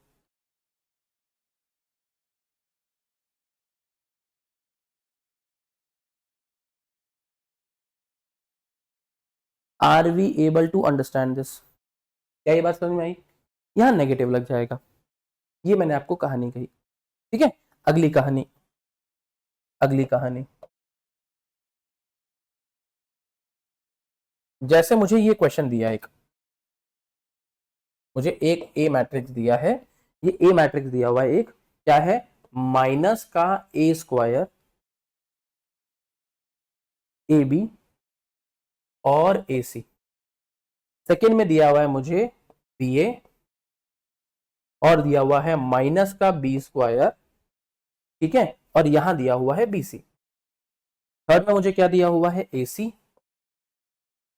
बी सी एंड माइनस का सी स्क्वायर। अब देखो, अब इस केस में देखो आप जरा, अगर मैं इस पर्टिकुलर केस को देखता हूं, जरा सी दिस पर्टिकुलर केस, आपको क्या दिखाई देगा, अगर आप इस पर्टिकुलर केस को देखते हो, if you see this particular case, आपको क्या दिखाई देगा, इस पूरी रो में कुछ कॉमन है क्या?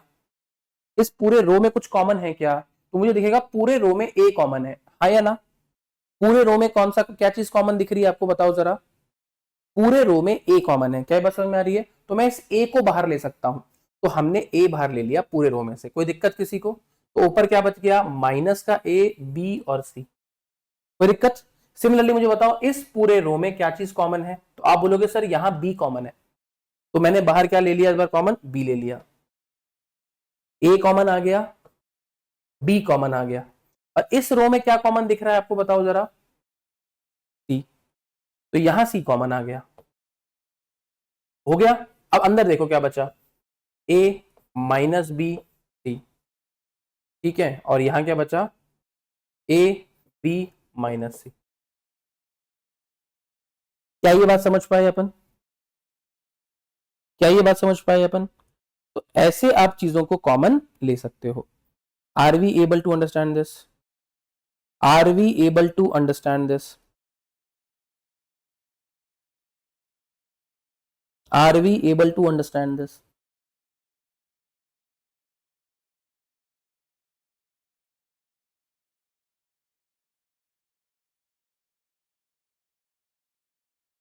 हो गया। अब जरा आप इसको देखो, अब जरा आप इसको देखो, क्या यहां कुछ कॉमन है? क्या यहां कुछ कॉमन है? क्या यहां कुछ कॉमन है? क्या यहां कुछ कॉमन है? और क्या यहां कुछ कॉमन है? बताएंगे जरा। क्या इन तीनों में कुछ कॉमन दिख रहा है? क्या इन तीनों में कुछ कॉमन दिख रहा है? जरा बताओ, क्या इनमें कुछ कॉमन दिख रहा है? बताओ जरा, ये कौन है? कुछ कॉमन बताओ, इस पूरे कॉलम में कॉमन बताओ कौन है? ए। इस पूरे कॉलम में कॉमन कौन है? बी। इस पूरे कॉलम में कॉमन कौन है? सी।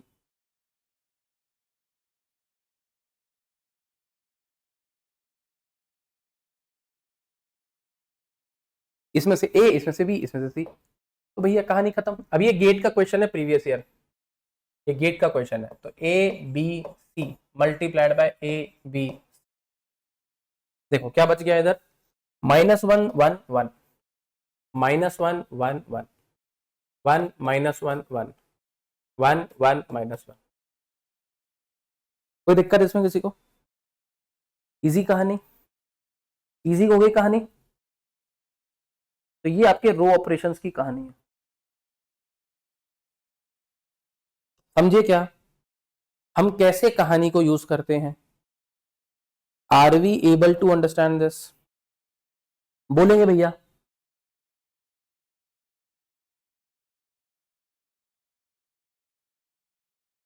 चले आगे।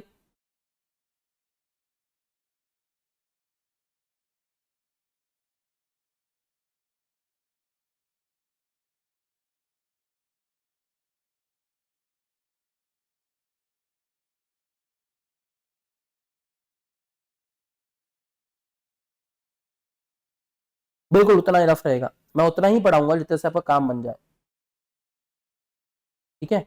मैं कराने को तो गेट का भी करा सकता हूँ, पर उतना करने का मतलब नहीं है ना, समय भी नहीं है अपने पास, ठीक है? चलिए अब चलते हैं प्रॉपर्टीज, अब आप इसको सॉल्व कर लेना, आपका आंसर आ जाएगा। इजी था?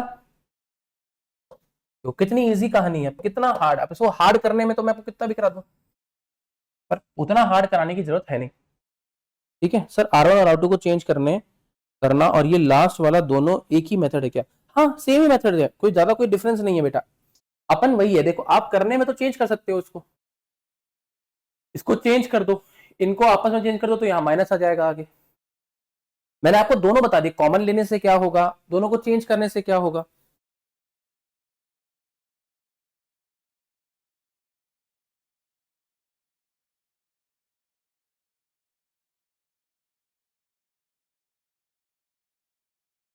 ठीक है, are we able to understand this?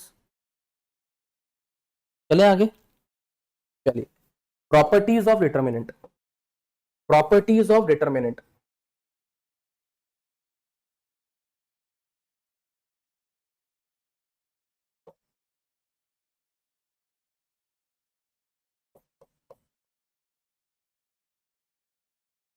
ठीक है? डिटर्मिनेंट की प्रॉपर्टी समझ गए सर? Yes sir, okay. ठीक है, चलिए अब देखो डिटर्मिनेंट की प्रॉपर्टी में सबसे पहली प्रॉपर्टी क्या होती है, अगर किसी भी डिटर्मिनेंट में किसी भी पर्टिकुलर मैट्रिक्स के कोई एक कॉलम या एक रो के सारे एलिमेंट जीरो हो जाए तो उसका डिटर्मिनेंट जीरो होगा। ठीक है, if for a square matrix, if for a square matrix, ठीक है, all the elements of a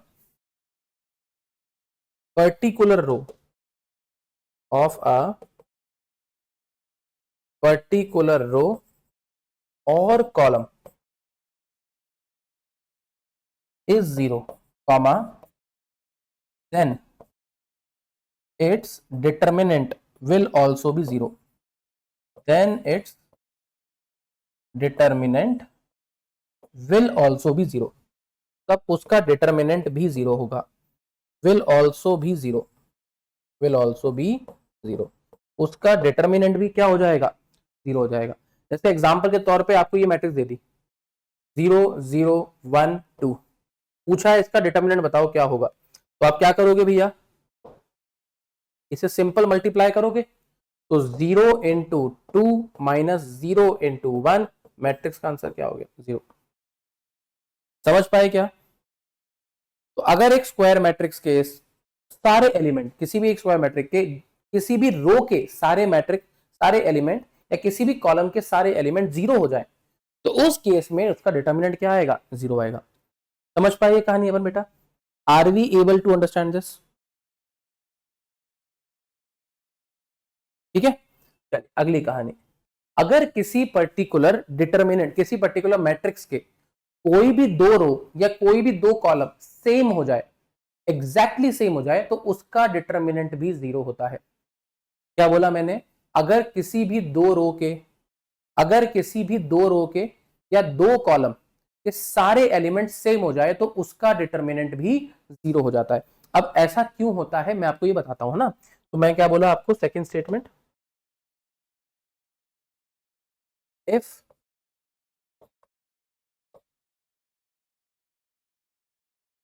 for a if for a matrix comma elements of any two rows or columns, element of any two rows or columns are identical, identical मतलब same, मतलब अगर कोई भी दो रो के या कोई भी दो कॉलम के सारे एलिमेंट सेम हो जाते हैं, सेम हो जाते हैं उसका भी, ठीक है, then the determinant of matrix is also zero, then the determinant of matrix is also zero, उस केस में डिटर्मिनेंट फिर से क्या हो जाएगा, जीरो हो जाएगा। अब ऐसा क्यों होता है, अब यहीं पे मैं आपको सारी कहानी समझाता हूं। मान लेते हैं 1 1 1 1 1 1 2 3 1, ये कहानी है। मैंने क्या किया, यहां पे बोला ये मेरा रो 1 था, ये मेरा रो 2 था। मैंने क्या बोल दिया, मैंने एलिमेंट्री ऑपरेशन लगा दिया, मैंने लिख दिया रो 1। ठीक है, रो 1 किसके बराबर है, रो 1 बराबर है रो 1 माइनस रो 2 के। मैंने रो 1 में से रो 1 माइनस रो 2 कर दिया। तो जरा मुझे बताओ what is row 1, it is 1, 1 minus नीचे वाली रो का 1, जीरो हो जाएगा, जीरो हो जाएगा, जीरो हो जाएगा। तो अगर आप ये एलिमेंट्री ऑपरेशन अप्लाई करते हो तो ये हो जाएगा 0 0 एंड 0, नीचे अभी भी 1 1 1 है और यहां 2 3 1 है। अब जरा मुझे बताओ, क्या इस मैट्रिक्स के एक रो के सारे एलिमेंट जीरो हो गए हैं, क्या एक रो के सारे एलिमेंट जीरो हो गए हैं? और अगर सारे एलिमेंट जीरो हो गए हैं तो इसका डिटर्मिनेंट भी क्या हो जाएगा, जीरो हो जाएगा। समझ पाइए कहानी अपन बेटा? Are we able to understand this? बोलेंगे भाई लोगों?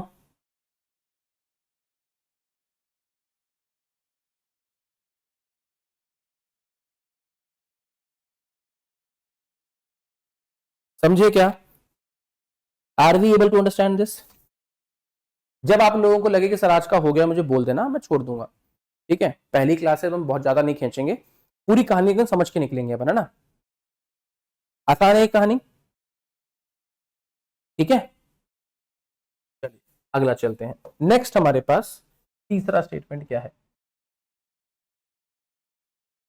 डिटर्मिनेंट मान लो मैं ए इंटू बी इंटू सी का निकालता हूं।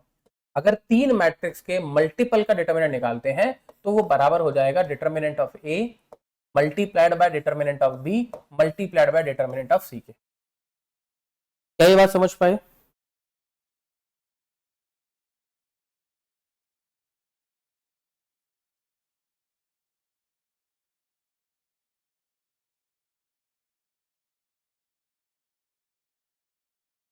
ठीक है, are we able to understand this? समझ आया? सिंपल सी कहानी है।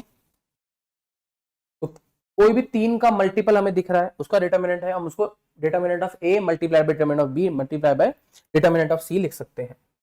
चौथा पॉइंट, अगर ए की पावर m का डिटर्मिनेंट है तो हम इसे डिटर्मिनेंट ऑफ ए की पावर m भी लिख सकते हैं। क्या ये बात समझ में आ पा रही है? क्या ये बात समझ में आ पा रही है? Are we able to understand this? Example ले लेते हैं इसका एक अपन, इसका एक एग्जाम्पल देता हूं मैं आपको।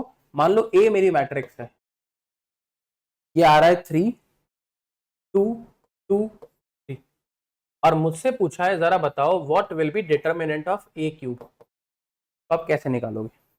मुझे डिटर्मिनेंट ऑफ ए क्यूब पूछा है, मैं क्या कर दूंगा? सिंपली मैं ए क्यूब को क्या लिख सकता हूं? डिटर्मिनेंट ऑफ ए का क्यूब।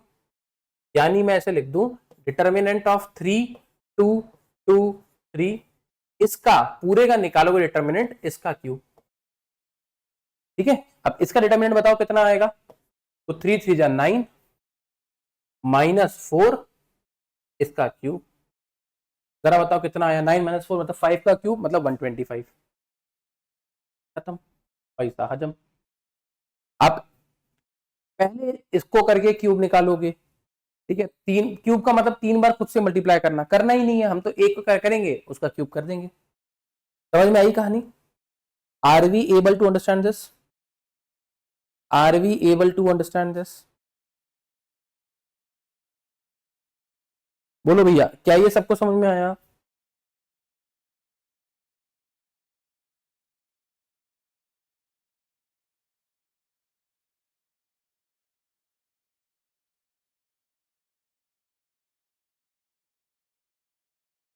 ठीक है, चलिए एक क्वेश्चन आपको जैसे ये दे दिया उसने, अब देखो इस पे क्वेश्चन अच्छे पूछता है वो, आपको इसी पे क्वेश्चन ज्यादा आने के, इन प्रॉपर्टीज पे क्वेश्चन आने के चांसेस बहुत ज्यादा होते हैं। ठीक है, आपको ये लिख के दे दिया उसने, ए दे दिया आपको उसने कितना? 3 2 सॉरी अल्फा 2 2 अल्फा। ठीक है, और आपको ये लिख के दे दिया ए क्यूब का डिटर्मिनेंट आ रहा है कितना? Thank you so much. ये आपको बोला है 125।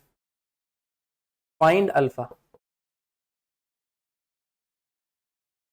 Find alpha. अरे बहुत इजी है मैथ्स। अल्फा बताइए क्या होगा? या अब ये ऐसे नहीं आएगा, अब ये ऐसे नहीं आएगा। देखो सबसे पहले तो आप क्या लिखोगे इसको? आप इसको लिखोगे डिटर्मिनेंट ऑफ ए का क्यूब हो रहा है मेरे पास 125। यानी कहानी क्या है? यानी कि अल्फा 2 2 अल्फा ये 125 है। यानी कि अल्फा स्क्वायर माइनस का 4 इसका होल क्यूब, ये है 125। यानी अल्फा स्क्वायर -4 ये आ रहा है मेरे पास 5। क्या ये बात सही है?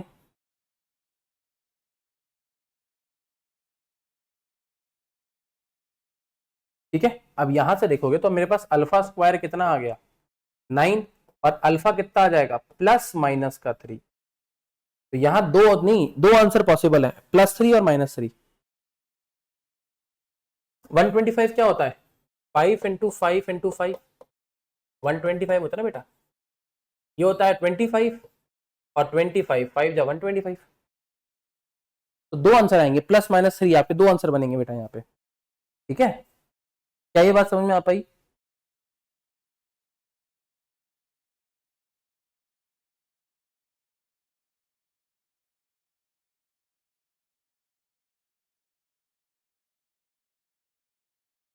चले आगे।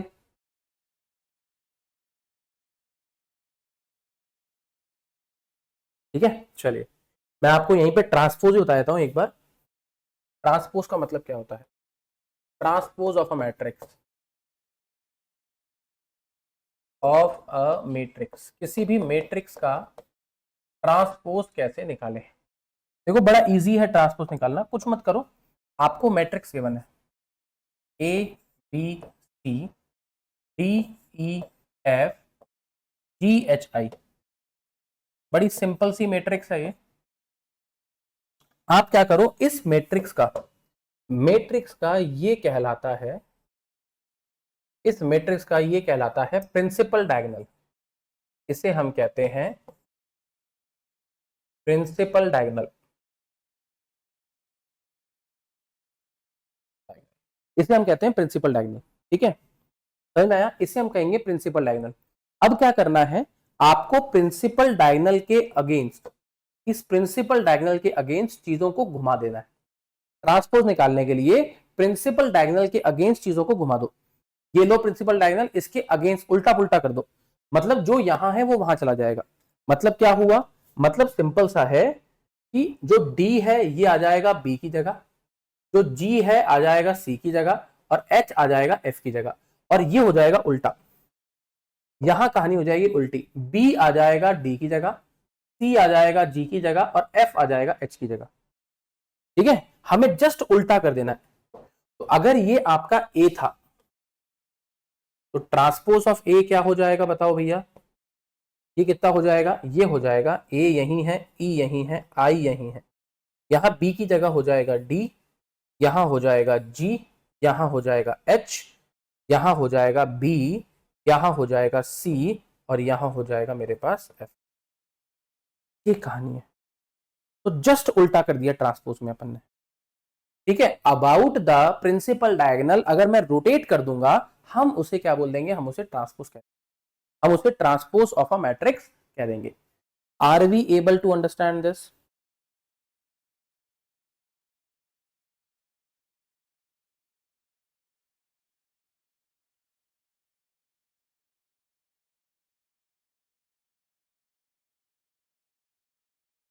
चले आगे। अब देखो, मैं आपसे पूछता हूं, एक मैट्रिक्स आपके सामने बनाता हूं, अपन एक सिंपल मैट्रिक्स ले लेंगे तो आपको कहानी समझ में आ जाएगी। मैंने आपके मामले मैट्रिक्स ले ली 1 2 3। मैंने आपसे पूछा जरा मुझे बताओ इसका डिटर्मिनेंट क्या होगा, फिर मैंने आपको बोला इसका ट्रांसपोज करो और इसके ट्रांसपोज का डिटर्मिनेंट क्या होगा। आप अपने आप बता दोगे आंसर क्या आ रहा है, जरा बताओ इसका डिटर्मिनेंट क्या होगा। तो आप बोलोगे सर इसका डिटर्मिनेंट आएगा 1 इंटू 4 माइनस 2 इंटू 3। कितना आ गया, 4 माइनस 6, दैट इज माइनस का 2। कोई दिक्कत किसी को? बिल्कुल सही। अपन इतना देखो पीयूष, आप वैसे टेक्निकली समझ जाओ, मुझे कोई दिक्कत नहीं, मुझे तो बहुत समझ आना है। ट्रांसपोज का मतलब मैंने मिरर कर दिया, मैंने पलट दिया, मैंने पलट दिया, तो रो को कॉलम और कॉलम को रो कर दिया, बिल्कुल सही बात है। इसको मैं तब डिफाइन करूंगा ट्रांसपोज को जब अपन वहां देखेंगे। रो कॉलम, कॉलम रो हो गया, बिल्कुल सही बात है ना। Row is converted into column and column is converted into row, बिल्कुल सही। अगर आप इसका ट्रांसपोज निकालोगे, ट्रांसपोज कितना आएगा, तो आप बोलोगे सर 1 4 3 2। निकालो भैया डिटर्मिनेंट। अब जब मैं इसका डिटर्मिनेंट निकालूंगा तो डिटर्मिनेंट कितना आएगा, 1 इंटू 4 माइनस 3 इंटू 2। आंसर अभी भी -2 आ रहा है। यहां से मैं क्या कह सकता हूं, यहां से मैं क्या कह सकता हूं, यहां से मैं क्लियरली ये कह सकता हूं कि ये भी एक प्रॉपर्टी होती है, इसको याद रखना। डिटर्मिनेंट ऑफ ए बराबर होता है डिटर्मिनेंट ऑफ ए ट्रांसपोज के। समझ पाए? डिटर्मिनेंट ऑफ ए ट्रांसपोज के बराबर होगा।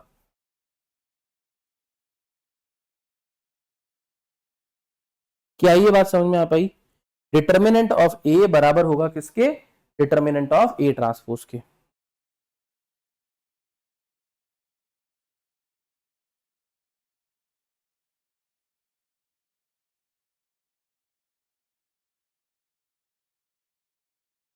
नहीं नहीं, सब में लग जाएगा, ये 3x3 में भी लगा दो, तब भी लग जाएगा, कोई दिक्कत नहीं है। ये कहीं पे भी लगा दो, 3x3 2x2 दोनों में पॉसिबल है।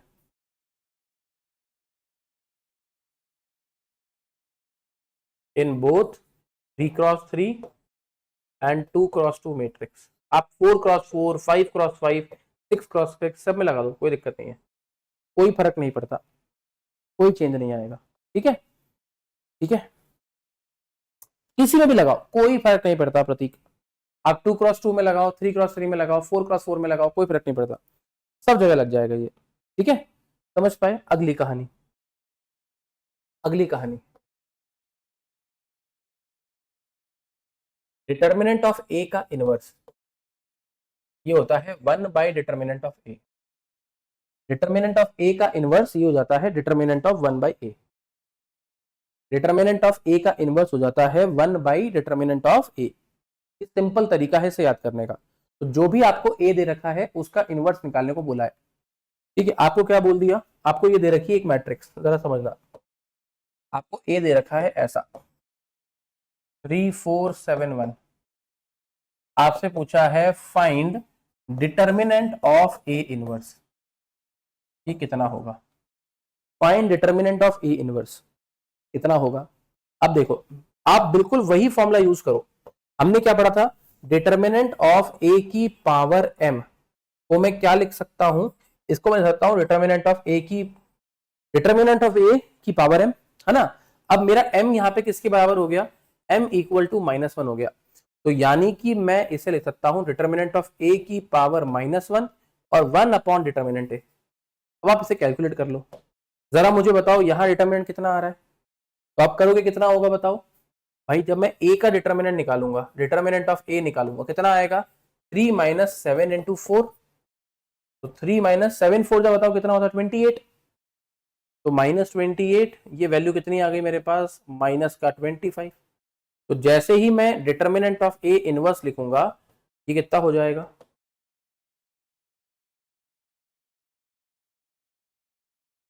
वन बाय माइनस का 25। खत्म कहानी। अब मैं इनवर्स निकालना सिखाऊंगा आपको बेटा। -25 आएगा बेटा, -25 आएगा ना, बिल्कुल सही, कहानी खत्म। Are we able to understand this?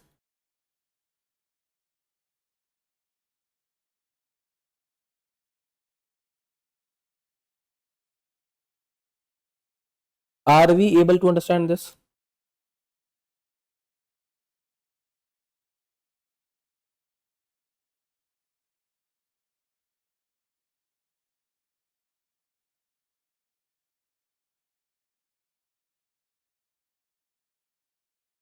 ठीक है,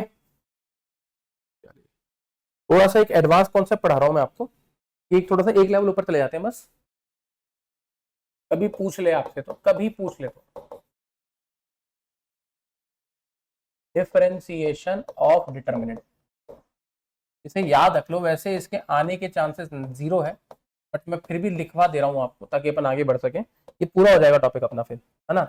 जब भी मैं डिटर्मिनेंट का डिफरेंशिएशन करता हूं, d/dx मैं कर रहा हूं किसी का भी a b c d e f g h i, तो कैसे होगा? सबसे पहले पहली रो का डिफरेंशिएशन होगा, फिर दूसरी का, फिर तीसरी का। इसे ऐसे याद रखना है ना। तो ये क्या हो जाएगा? इसका आंसर क्या बनेगा? जब मैं डिफरेंशिएशन करूंगा तो ये क्या बन जाएगा? ये बन जाएगा a dash b dash c dash d e f। ये याद